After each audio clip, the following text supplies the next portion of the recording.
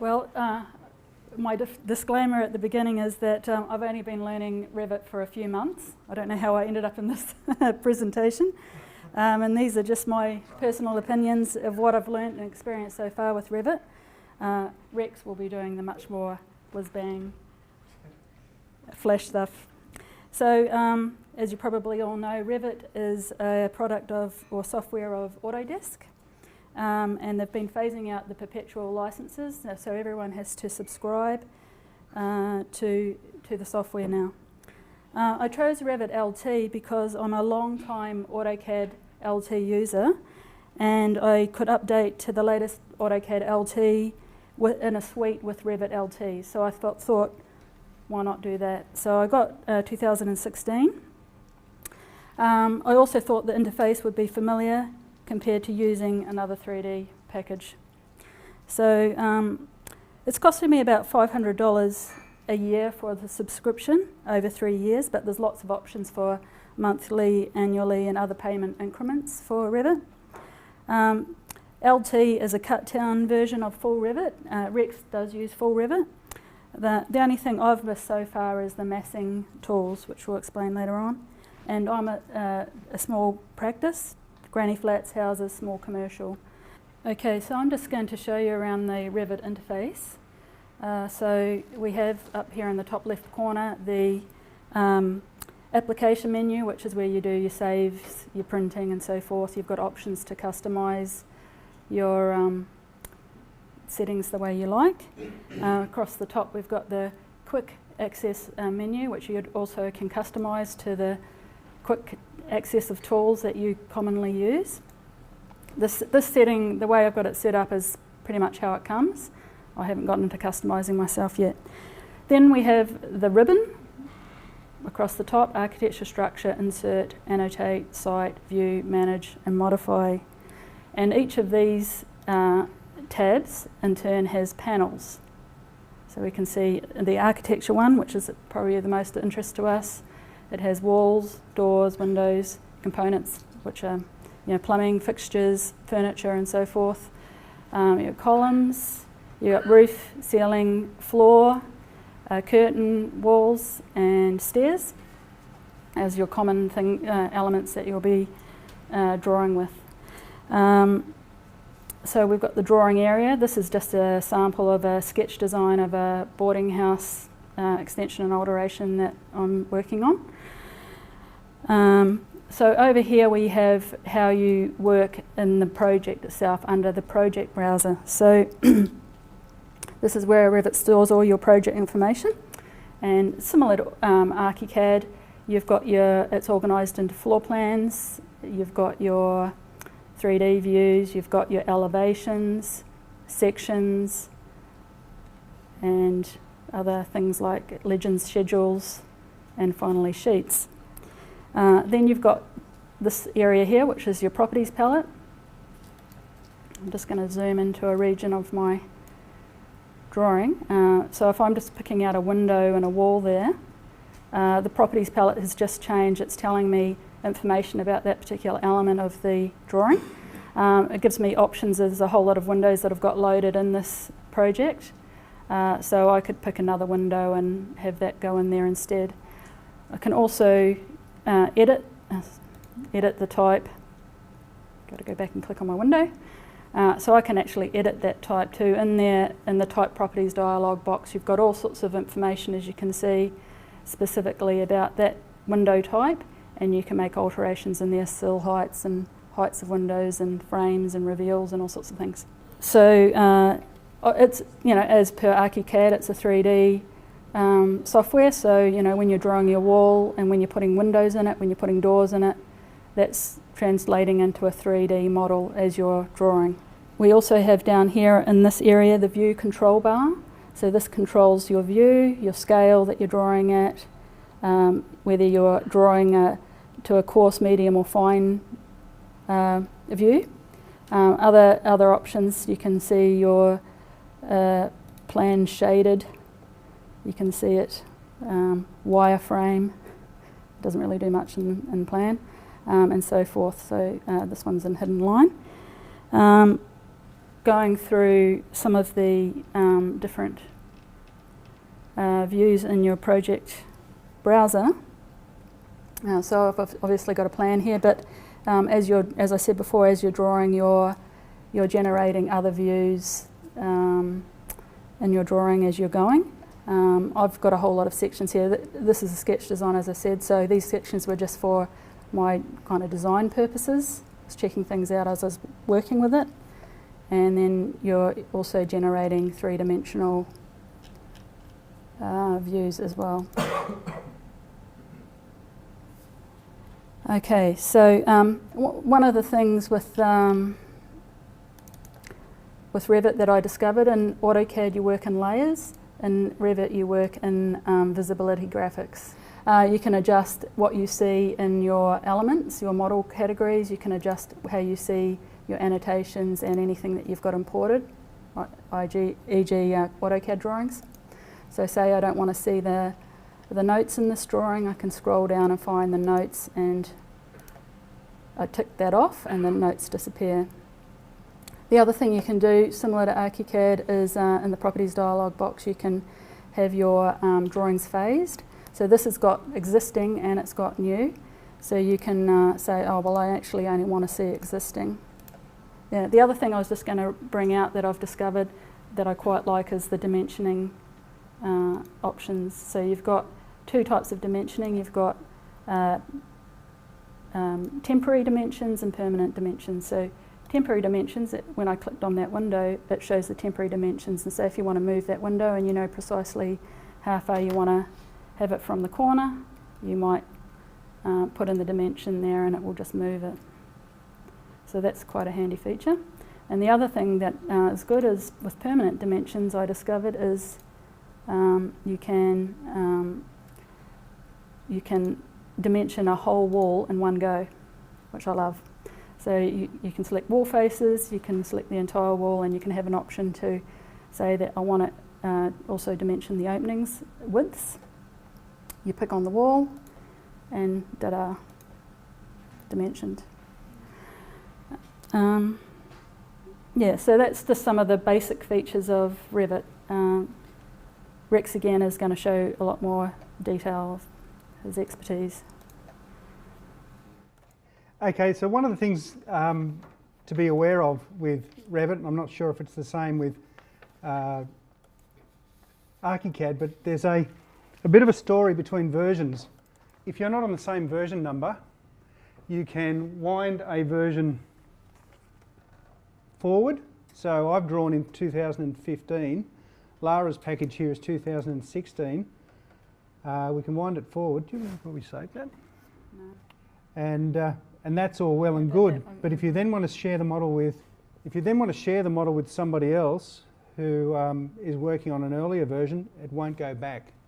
So what they're basically doing is forcing people to stay on subscription. And that can be quite problematic. So unlike AutoCAD, where you can save backwards, in Revit you can't. So basically, while that's doing what it needs to do, it is very large file size.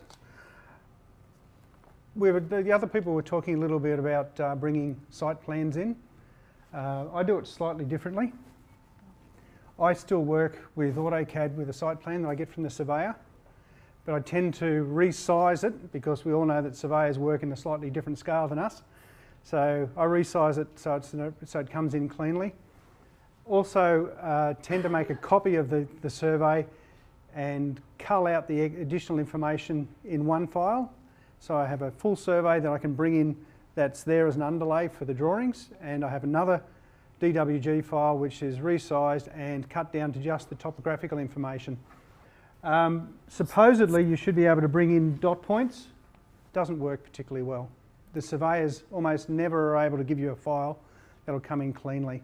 So the best thing to do, thank you very much, the best thing to do is to create contour lines or work with a project that has contour lines in the survey, and I've just left to set up the top there in view and convert them in AutoCAD to a polyline and give them a Z height. You can then bring in just those contour lines of the Z height, tell Revit to create the topo from that, and it happens very, very quickly. So not perfect, but by far easier than building a complicated topo from points. So you then need to be asking your surveyor to give you a survey that's got reasonably accurate contour lines on it, not something that's just been created automatically from the hit of a button. Bit of a trap there, but that's the best way. And I know Andrew Dwight's going to say that you can go into Google and bring the site in and get it to within 50 mil. Haven't managed to achieve that. I've certainly tried. So that's a strength in SketchUp that Revit doesn't presently have. And I haven't also managed to get a site with a cliff face on it or an overhang. Haven't been able to get a site to do that. So basically you bring in your topo, you bring it in as an existing site, and before you do anything you make a copy of it, and the copy becomes your new works, and that allows you to cut building pads and do topographical work for swimming pools or whatever you need to do, and then Revit can be used to calculate the difference in mass between the original site and the modified site. So you can then give somebody a bill of quantities and tell them how many cubic metres of dirt have been moved during the works. Also that works with phasing.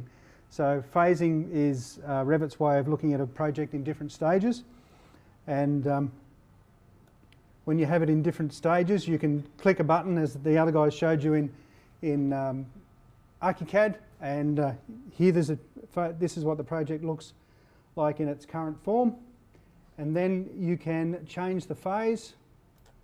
So that's existing at the moment. I can take it, this job was done in, okay, so that's stage 1 construction on this project with a rear renovation, and then we can go down to change the phase to stage 2, and there's the upstairs addition on the model as well.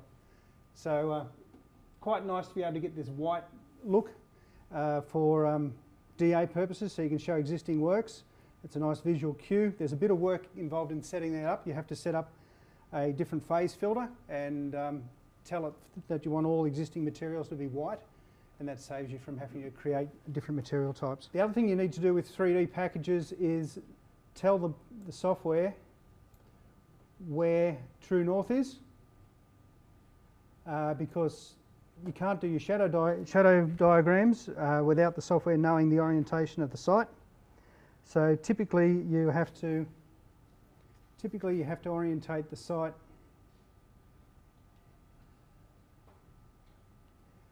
as you would to draw it, which is to sit nicely on your page. But then you can also, in one of your drawings, change the orientation to have it show, instead of project north, to show true north, and that's true north with the north pointer running straight up and down the page. So that's something that you need to do earlier on to get things up and running. So the project browser in Revit, I don't know about ArchiCAD, but the project browser in Revit gets very, very busy. You end up with your existing phase, your new phase, your stage 1 or stage 2, your legends, which you tend to collect over time, different sheet templates, schedules, and families. And families are quite a large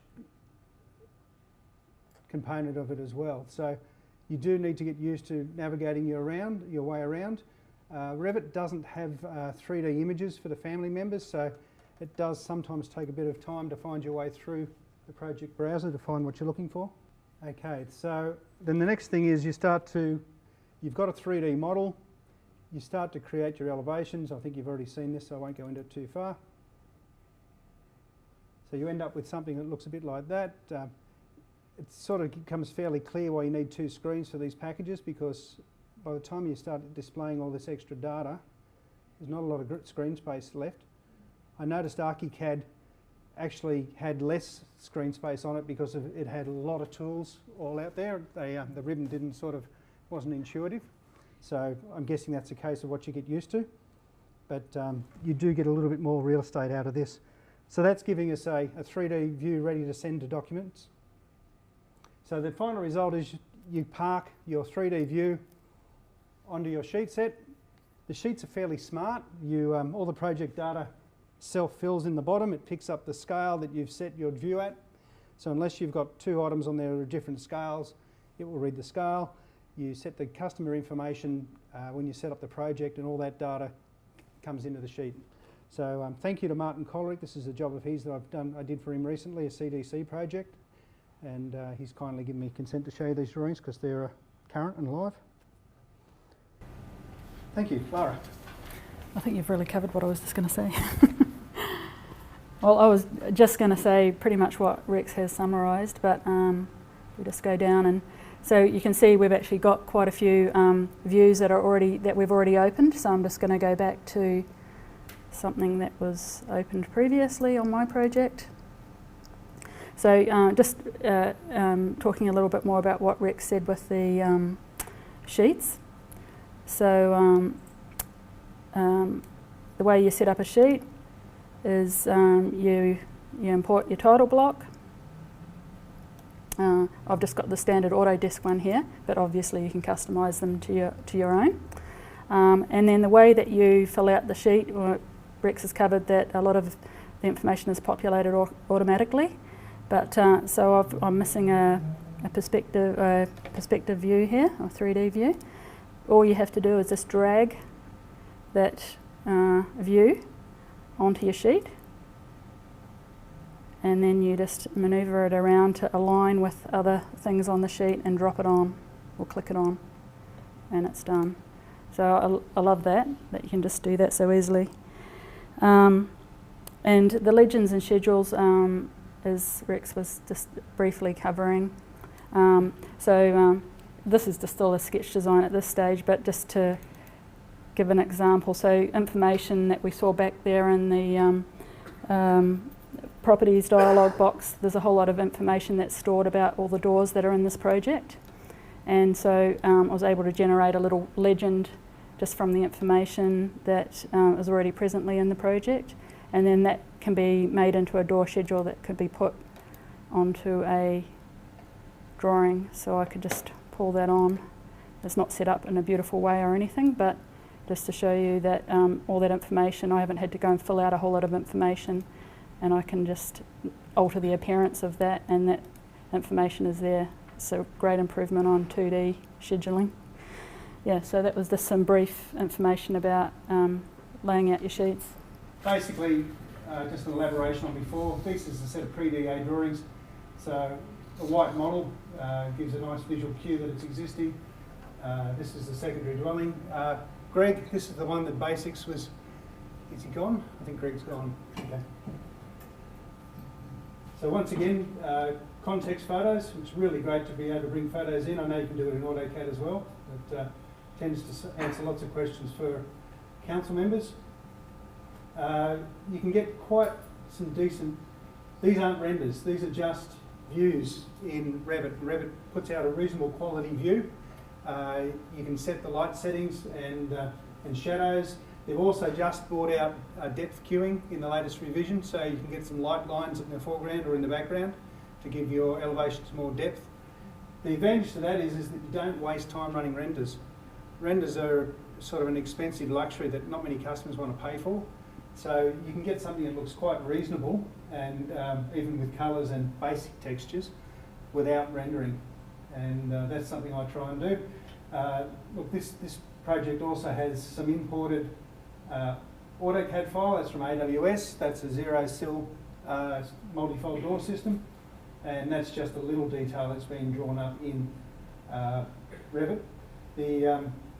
The manual drawing tools in Revit are not as strong as AutoCAD. There's no question, but you can get by with importing out of AutoCAD and drawing in Revit.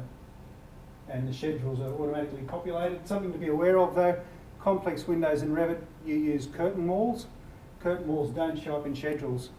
So you're then needing to try and find some way to bring those into your schedules, so you have to start employing tricks. Same as my colleague here was saying about ArchiCAD, you need to get a bit creative. Sometimes I create invisible walls somewhere else in the job, park a standard window in it that's of the right area, so I can get it as an entity, and then modify the information to show it in the schedule. That's just one workaround. But you are able to give, so I guess the message I'm trying to give here is that you do let go of some of that detail that I showed you at the beginning of the talk in 2D, but you pick up other methods of communicating instead. And something I didn't get to show you, but these light wells in the middle of the building, Revit does not do sloping walls particularly well. You typically use things called reference planes an awful lot in Revit. So they're a grid line, and you set them up for almost everything, and you build to them, you align to them. So if I was to show you a view with the reference planes turned on, you'd see spider's web of red lines all through the drawing. Sections are good, they're very fast to create. However, the level of detail is not very high. If you're looking at chief architect, you'd find that framing members are all included. They've got bird mouth cutouts in the roof members. It's quite highly detailed. Revit is not like that. It tends to work on overall size of the form, and then you've got a detail in anything else. It also is not able to do automatic framing, which I think Andrew's product does. Doll's house views tend to be very useful for customers. Schedules. Bringing basics in is a great way to save errors. You convert the PDF into a JPEG and bring it straight into the documentation. There's no problem with making mistakes in repeating information and doing a typo. Shadow studies. Everybody wants to use 3D software for shadow studies, understandably so. There's a couple of different methods I've tried. I won't say that any of them are perfect. This is a before and after scenario at 3 different times in the day. You can easily pull up a shadow study in Revit. You just tell it the times that you want and it will throw the shadows. I haven't figured out an easy way to get it to show 2 different before and after scenarios on the one sheet to make one transparent. So at the moment I tend to have to draw a hatched area and then copy it across the tops. However, these shadow studies had to go to Pittwater Council because a neighbour who originally told his neighbour he wouldn't complain about a garage being out the front decided that he would after he bought the property. And council wanted shadow studies on a single-storey garage. They then told me that they loved the studies and approved the project. So the first lot of drawings was the shadow in plan, of course. This is a 3D view just to give the council people a good general idea of what was going on. And then probably the most valuable one is shadow elevations, which I know a lot of people hate doing in 2D. In 3D it's not bad, except for in all these packages I believe it's the same scenario. To get something to throw a shadow, you have to be able to see it. If you've got a building in front of the wall that you're trying to throw the shadow onto, you can't see what you're drawing, so you then have to get tricky and draw things in glass. But the end result is quite good. So we were able to prove to council that they had shadow over the front of their house till from 9 AM in the morning till 10:30, and the shadow's just disappearing off the bottom corner of the winter solstice, and for the rest of the day they were in full sun, so that solved that problem. So that got a garage built in Pittwater Council within the front building line, where they were going to give them a carport, so they were pretty happy with that. Another little thing you could do is shadow studies similar to ArchiCAD. You've got to export this file out, and you'll see that the resolution is not particularly great. It's a matter of playing around with the file size and the frames per minute to get it to look the way you want. So there's summer solstice there. There's winter solstice. Now you can do these videos in any view in the software, so you can do it as a 3D model like I have here, which is great for the customer to get an idea. You can do it with an internal view, so they can be standing in their lounge room and see how much sun they're going to get. You can do it in plan, and you can do it in elevation. The only other thing we were going to do was show you Revit's version of VimX, which is a package called A360. We used to have a viewer called Design Review, which you got your clients to install on their PC, and it basically gave them the functionality of being able to fly around a 3D model. Because Autodesk wants people on subscription, they've basically stopped supporting that package several years ago, and they now want people to use the online viewer. Okay, so that's basically what your customer would get. The difference is that they would be able to rotate and fly around that, do a walkthrough, similar to what you saw in the other one. There's also an explode tool. You can click the explode tool. It doesn't do much for a house. It just blows all the windows and walls out into the space. But if it was an assembly like a car axle with wheels and tyres, it breaks up into all the individual components, which is pretty sexy. Yes, so Rex sent the files to me, and because I was on my internet access, I could orbit around the building and go underneath and up the top and everything like that. But because we just don't have the Wi-Fi connection here, we couldn't make it happen. So apologies there. That's so we took these JPEGs just in case, and it sort of worked out. So that job is just to give you an idea of some of the topography that you can create, but it does take time. There's a fair bit of work in getting topography like that. And that's just the other one that you're already familiar with. That section view was created in the viewer. So same as the BMX, you can pull up a section line in X, Y or Z and then just drag it through the model. You get a section in any location.